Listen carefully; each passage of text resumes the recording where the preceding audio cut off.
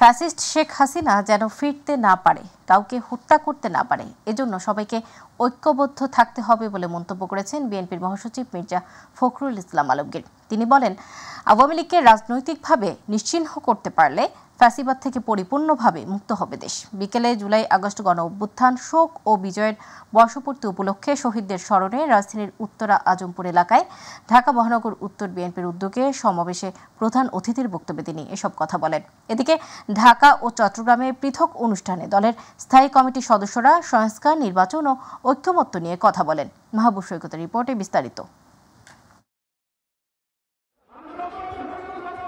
২৪-এর গণ অভ্যুত্থানে শহীদদের স্মরণে রাজধানীর উত্তরায় সমাবেশের আয়োজন করে ঢাকা মহানগরী উত্তর বিএনপি।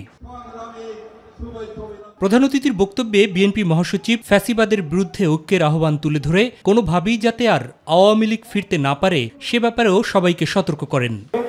চূড়ান্ত হবে যখন তাদেরকে আমরা রাজনৈতিকভাবে সম্পূর্ণ নিশ্চিহ্ন করতে পারব। যারা লুটপাট করে, যারা ব্যাংক লুট করে, যারা চাঁদাবাজি করে, যারা মানুষের সম্পত্তি লুট করে নিয়ে যায়, তাদের বিরুদ্ধে আমাদের কোন রকমের আপোষ থাকবে না।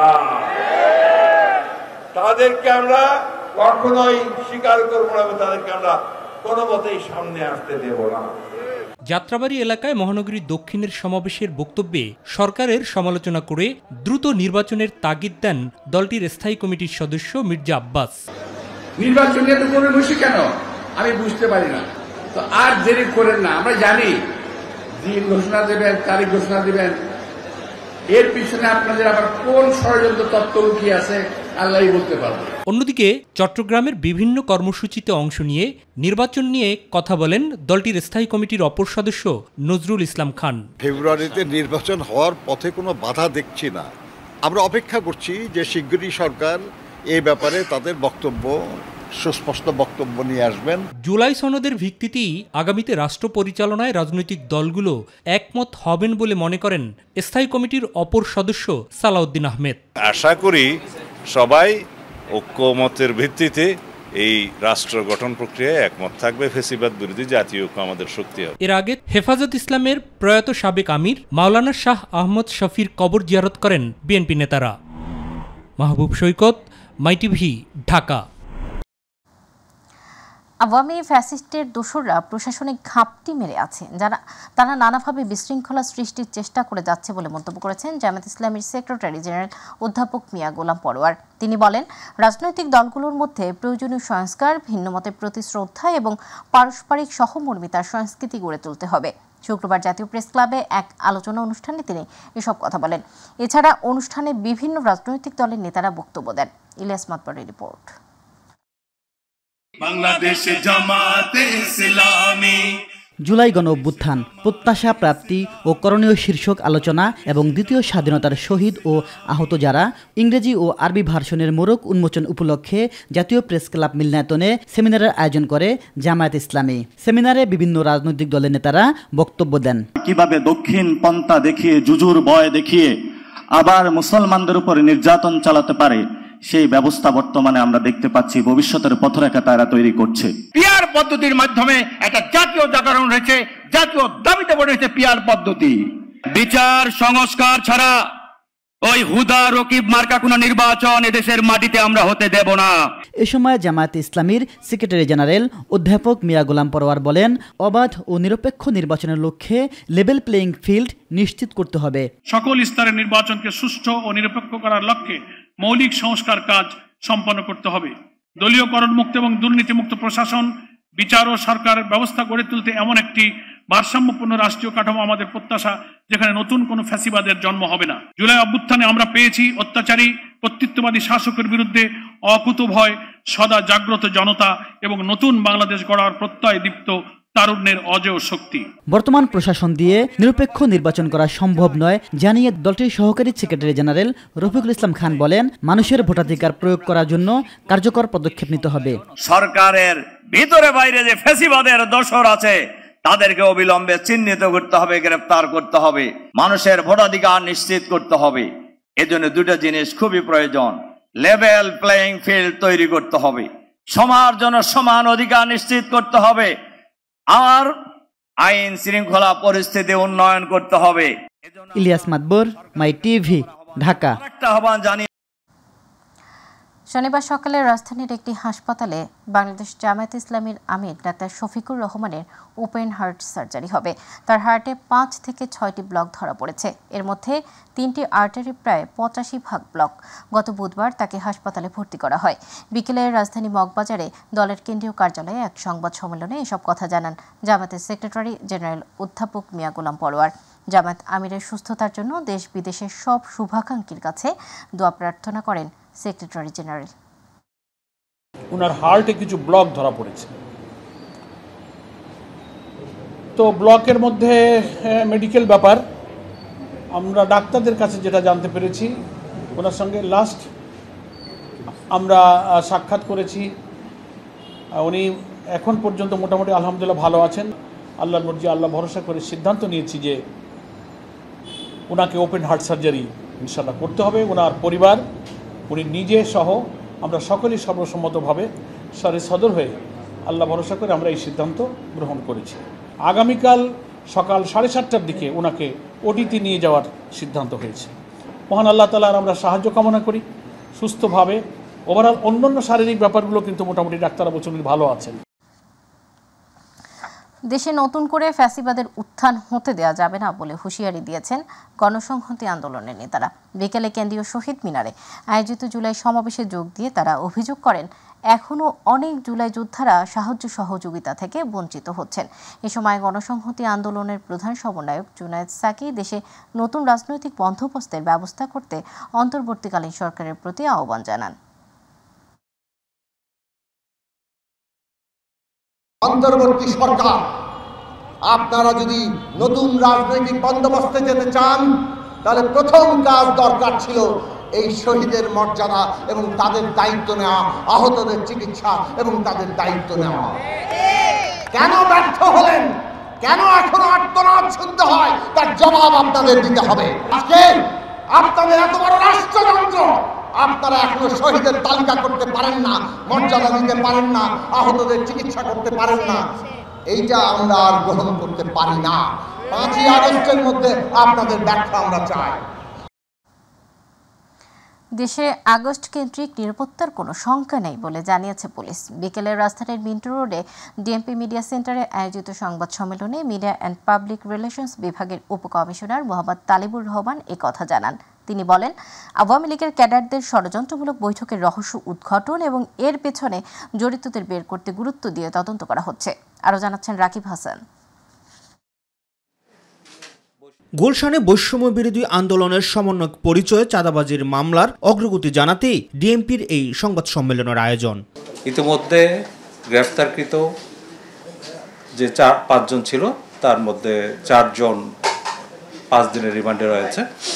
এ সময় ডিএমপির উপ পুলিশ কমিশনার মোহাম্মদ তালিবুর রহমান জানান, এই মামলার পলাতক আসামি জানে আলমকে ওয়ারির গুপিবাগ এলাকা থেকে গ্রেফতার করেছে ডিবি।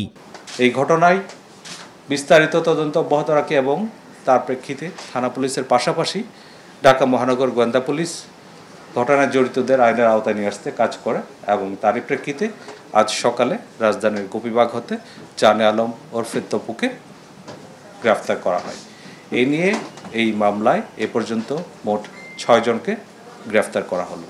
সাংবাদিকদের প্রশ্নের জবাবে আগস্ট কেন্দ্রিক নিরাপত্তার কোনো শঙ্কা নেই জানিয়ে ষড়যন্ত্রমূলক গোপন বৈঠককে কেন্দ্র করে কার্যক্রম নিষিদ্ধ থাকা আওয়ামী লীগ ও তার সহযোগী সংগঠনের 22 জনকে গ্রেফতার করার কথাও জানান তিনি। আগস্ট কেন্দ্রিক আমরা কোনো রকমের নিরাপত্তার শঙ্কা দেখছি না।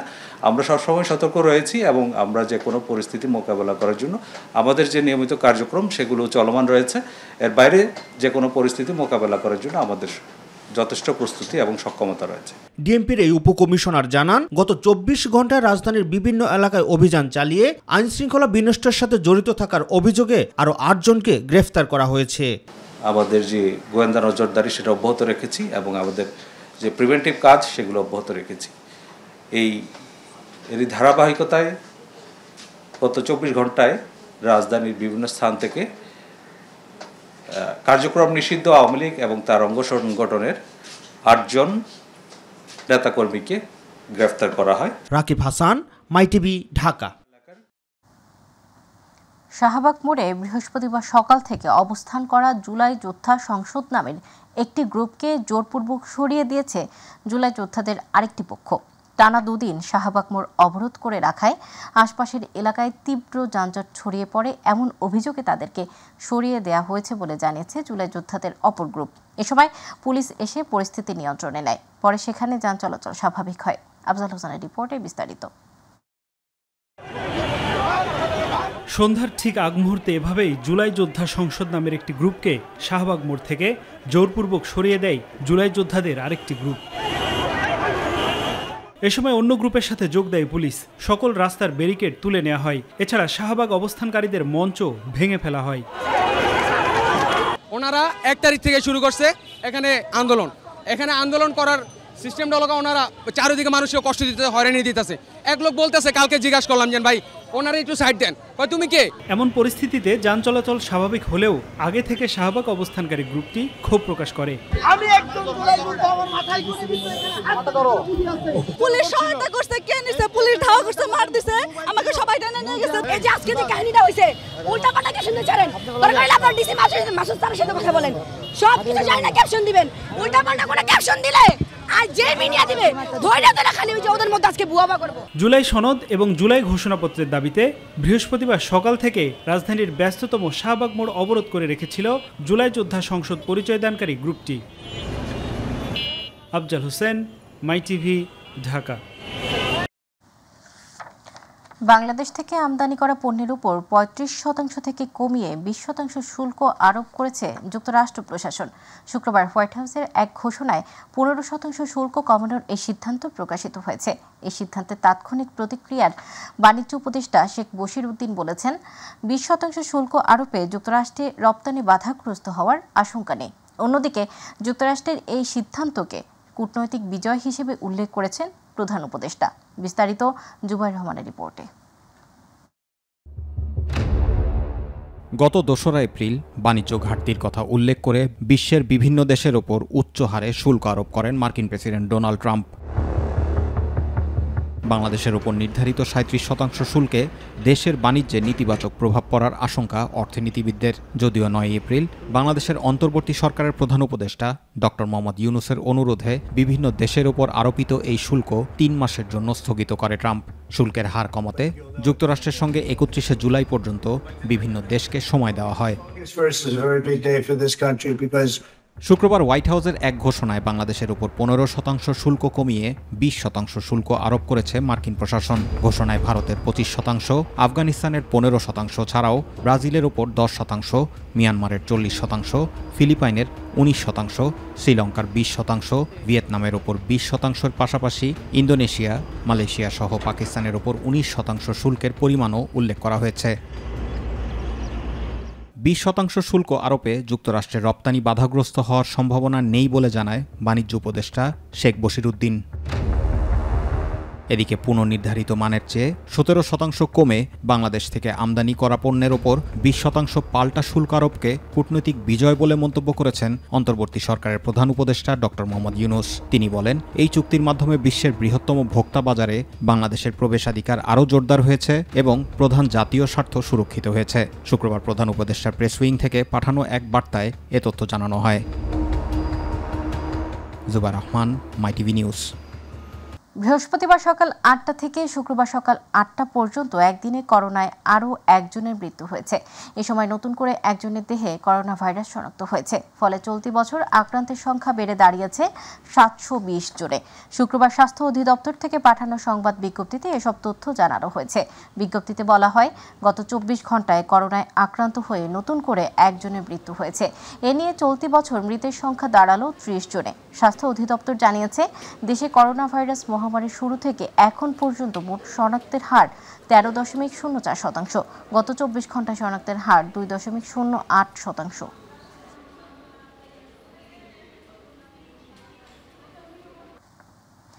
জুলাই অভ্যুত্থানের মাধ্যমে বাংলাদেশ তার সার্বভৌমত্ব ফিরিয়ে এনেছে বলে মন্তব্য করেছেন সংস্কৃতি উপদেষ্টা মুস্তফা সরওয়ার ফারুকী। বলেন, মাতৃভূমি অথবা মৃত্যু সময়ের সাহসী এই অঙ্গীকারকে ধারণ, পালন ও লালন করে আমাদের তরুণরা সাফল্যের এক মহাকাব্য রচনা করেছে জুলাইয়ে। বিকেলে রাজধানীর সোহরাওয়ার্দী উদ্যানে সাইমুম শিল্পী গোষ্ঠী আয়োজিত 4 দিনব্যাপী জুলাই জাগরণ কালচারাল ফেস্ট উদ্বোধন অনুষ্ঠানে তিনি এসব কথা বলেন। সংস্কৃতি উপদেষ্টা বলেন, ফ্যাসিস্ট আরোপিত কালচারাল হেজিমনির ফ্রেম ভেঙে দিয়ে দেশজ সংস্কৃতির বিকাশ ঘটাতে বাংলাদেশের পক্ষে সবাইকে ঐক্যবদ্ধ থাকতে হবে। আপনি একটা দেশের স্বাধীনতা অকার্যকর, জুলাই অভ্যুত্থানের মধ্য দিয়ে বা বিপ্লবের মধ্য দিয়ে বাংলাদেশ যেটা অর্জন করেছে সেটা হচ্ছে বাংলাদেশ তার সার্বভৌমত্বকে টেক ব্যাক করেছে, যে সার্বভৌমত্ব তার হাত থেকে চলে গেছে। আমরা এমন একটা বাংলাদেশ বানাতে চাই যেখানে ভিন্ন মত থাকবে, একজনের সঙ্গে আরেকজনের মতের মিল হবে না, তারপরে একসাথে থাকবে, সবাই একই হক ভোগ করবে একই দেশের। নারীরা পিছিয়ে থাকলে জাতির উন্নতি সম্ভব হবে না। রাজনীতিতে এবং জাতীয় জীবনে নারীদের অংশগ্রহণ বাড়ানো জরুরি বলে মত দিয়েছেন আলোচকরা। রাজধানীতে মর্যাদাপূর্ণ বাংলাদেশ ও নতুন বন্দোবস্তের লক্ষ্যে নারীদের প্রত্যয় শীর্ষক সেমিনারে তারা একথা বলেন। সেমিনারে জাতীয়তাবাদী মহিলা দল, এনসিপি সহ বিভিন্ন নারী সংগঠনের প্রতিনিধিরা তাদের মতামত তুলে ধরেন। জাহিদ আহমেদ বাবুর প্রতিবেদনে বিস্তারিত। রাজধানীর বাংলা মোটরে মর্যাদাপূর্ণ বাংলাদেশ ও নতুন বন্দোবস্তের লক্ষ্যে নারীদের প্রত্যয় শীর্ষক সেমিনারের আয়োজন করে জাতীয় যুব শক্তি। এ সময় রাজনৈতিক অঙ্গনে নারীর উপস্থিতি নিশ্চিত না করে রাষ্ট্রের সার্বিক অগ্রগতি নিয়ে কথা বলেন বক্তারা। দেশের বৃহৎ অংশ নারীদের রাজনীতিতে সম অধিকার না দিলে সামগ্রিক অগ্রগতি হবে না বলে মন্তব্য করেন এনসিপির সিনিয়র যুগ্ম সদস্য সচিব ডাক্তার তাসনিম জারা। জাতীয় ইস্যু নারীরা পিছিয়ে থাকলে জাতির অগ্রগতি সম্ভব হবে না, তাই সবাই ঐক্যবদ্ধ থেকে আমাদের নারীরা যাতে সক্রিয়ভাবে রাজনীতিতে এবং জাতীয় জীবনে অংশগ্রহণ করতে পারে সেটা আমাদের নিশ্চিত করতেই হবে। রাষ্ট্র পরিচালনায় নারীদের জন্য নিরাপদ রাজনৈতিক অবস্থান নিশ্চিত করা প্রয়োজন বলে মনে করেন এনসিপির জ্যেষ্ঠ যুগ্ম আহ্বায়ক সামান্তা শারমিন। নারীদেরকে খুব সিস্টেমেটিকলি সাইড করা হয়েছে। এই সিস্টেমেটিকলি সাইড করার একটা অংশ হিসেবে দেখানো হয়েছে যে সাইবার বুলিং, মেয়েরা পুরোপুরি অনিরাপদ পলিটিক্যাল স্ফিয়ারে। আপনি যতদূর পর্যন্ত কল্পনা করতে পারেন স্ফিয়ারটাকে, ততদূর পর্যন্ত মেয়েরা অনিরাপদ। সংবিধান না, যারা রাষ্ট্র পরিচালনা করে তারা নারীদের সাথে বৈষম্য করছে বলে মন্তব্য করেন জাতীয়তাবাদী মহিলা দলের ঢাকা মহানগর দক্ষিণের সাধারণ সম্পাদক শাহিনুর নার্গিস। এবার আমরা আমাদের সাংবিধানিক, রাজনৈতিক, সামাজিক, রাষ্ট্রীয় অধিকার আদায় না করে আমরা কেউ ঘাড় ফিরাবো না। জাহিদ আহমেদ বাবু, মাই টিভি, ঢাকা। মেহেরপুরের মুজিবনগর সীমান্ত দিয়ে 17 জন বাংলাদেশিকে বিজিবির কাছে হস্তান্তর করেছে ভারতের সীমান্তরক্ষী বাহিনী বিএসএফ। দুপুরে দুই দেশের সীমান্তরক্ষী বাহিনীর মধ্যে পতাকা বৈঠকে এই হস্তান্তর প্রক্রিয়া সম্পন্ন হয়। এদের মধ্যে 8 জন পুরুষ, 5 জন মহিলা এবং 4 জন শিশু রয়েছে। বিজিবি জানায় এই 17 বাংলাদেশি বিভিন্ন সময়ে সীমান্ত দিয়ে ভারতে অনুপ্রবেশ করেছিলেন বলে প্রাথমিক জিজ্ঞাসাবাদে জানা গেছে। পরে তাদের থানায় হস্তান্তর করা হয়। বিষয়টি নিশ্চিত করেছেন চুয়াডাঙ্গায় 6 ব্যাটালিয়নের সহকারী পরিচালক হায়দার আলী। এ বিষয়ে মুজিবনগর থানার ভারপ্রাপ্ত কর্মকর্তা জাকির হোসেন জানান, বিজিবি 17 জন বাংলাদেশি নাগরিককে থানায় হস্তান্তর করেছে।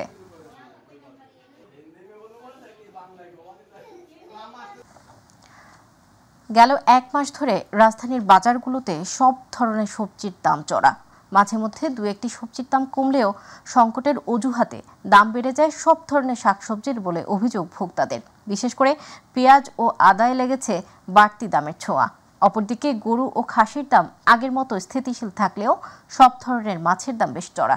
বিস্তারিত শিমুল খানের রিপোর্টে।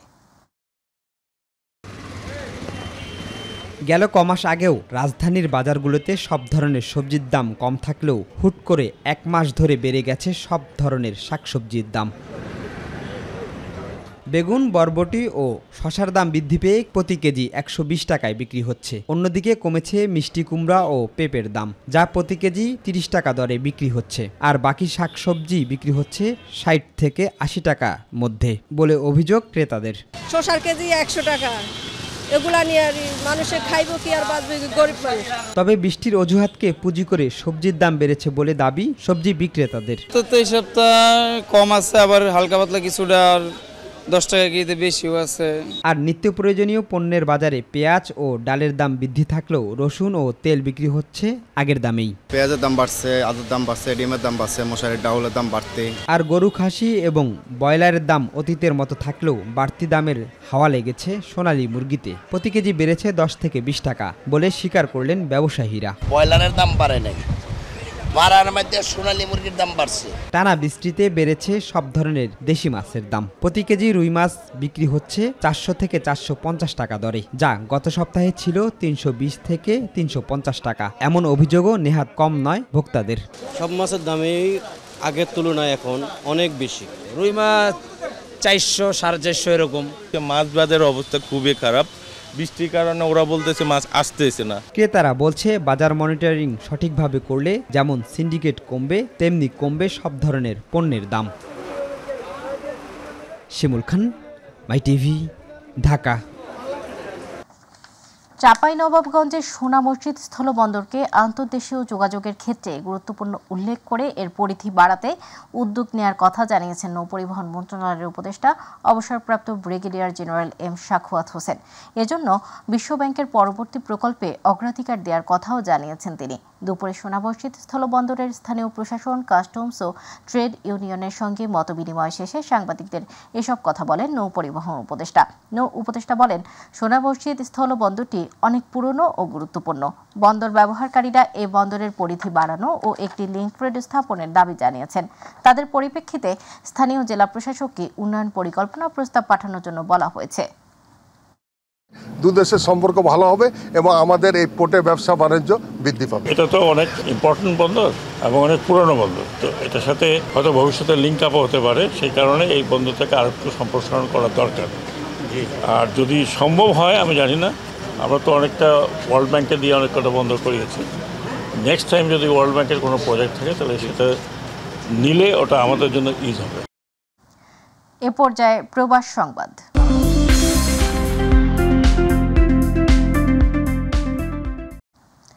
দীর্ঘ প্রতীক্ষার অবসান ঘটিয়ে বাংলাদেশে আটকে পড়া মালয়েশিয়ায় যেতে আগ্রহী কর্মীদের নতুন সুখবর দিয়েছে দেশটির সরকার। বিশেষ এক সিদ্ধান্তের মাধ্যমে সেই সব বাংলাদেশি কর্মীদের পুনরায় নিয়োগের অনুমতি দিয়েছে মালয়েশিয়া। শুক্রবার কুয়ালালামপুরের বাংলাদেশ হাইকমিশন এ সংক্রান্ত এক বিজ্ঞপ্তি প্রকাশ করে। প্রতিনিধি আশরাফুল মামুন জানান, এতে বলা হয়, যারা 2024 সালের 31 মের মধ্যে মালয়েশিয়ায় প্রবেশ করতে পারেননি তাদের মধ্যে থেকে বয়েসেলে এর মাধ্যমে মালয়েশিয়ায় কর্মসংস্থানের জন্য সংশ্লিষ্ট কর্তৃপক্ষ থেকে অনুমোদন পাওয়া গেছে। মালয়েশিয়া সরকার নির্মাণ এবং পর্যটন খাতের জন্য কর্মীদের নিয়োগের সিদ্ধান্ত নিয়েছে। অনলাইন প্রক্রিয়া সম্পন্ন করার পর জমা দেওয়া নথিপত্রের একটি সম্পূর্ণ সেট, মূল এবং ফটোকপি উভয়ই বাংলাদেশ হাইকমিশন কুয়ালালামপুরে জমা দিতে হবে। এই কাগজপত্রগুলো যাচাই, বাছাই এবং পরবর্তী প্রক্রিয়াকরণের জন্য পাঠানো হবে। নিয়োগকর্তাদের নিশ্চিত করতে হবে যে তারা পোর্টালে এবং হাইকমিশনে জমা দেওয়া সমস্ত নথি সঠিকভাবে প্রস্তুত করেছেন।